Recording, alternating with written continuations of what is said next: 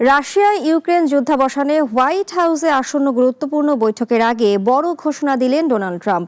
ইউক্রেনকে রাশিয়ার সাথে যুদ্ধ বন্ধে ন্যাটোতে যোগ দেওয়ার আশা ত্যাগ করতে বলেছেন তিনি।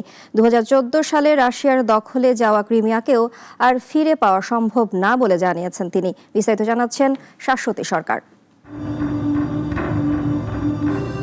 সোমবার হোয়াইট হাউসে জেলেনস্কির সঙ্গে বৈঠকের কয়েক ঘন্টা আগে সামাজিক মাধ্যমে রাশিয়াপন্থী বিস্ফোরক মন্তব্য করেছেন মার্কিন প্রেসিডেন্ট ডোনাল্ড ট্রাম্প। নিজের সামাজিক যোগাযোগ মাধ্যম ট্রুথ সোশ্যালে দেয়া এক পোস্টে তিনি ইউক্রেনকে ন্যাটোতে যোগ দেওয়ার আশা ছাড়তে বলেছেন।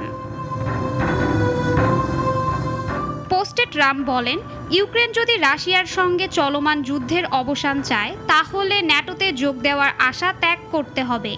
শুধু তাই নয়, 2014 সালে রাশিয়ার দখলে যাওয়া ক্রিমিয়া আর ফিরে পাওয়া সম্ভব নয় বলেও লিখেন যুক্তরাষ্ট্রের প্রেসিডেন্ট। রুশ প্রেসিডেন্ট ভ্লাদিমির পুতিনের সঙ্গে আলাস্কায় সাম্প্রতিক বৈঠকের পর ট্রাম্পের রাশিয়াপন্থী এই অবস্থান সামনে এলো। যুদ্ধবিরতির বদলে স্থায়ী শান্তি চুক্তির উপরেই ট্রাম্পের মনোযোগ বেশি।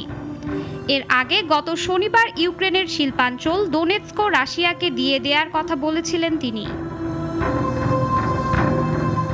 এদিকে হোয়াইট হাউসে আজ জেলেনস্কির সাথে বৈঠকে বসছেন ট্রাম্প। ন্যাটো মহাসচিব সহ উপস্থিত থাকবেন ইউরোপীয় ইউনিয়নের নেতারা।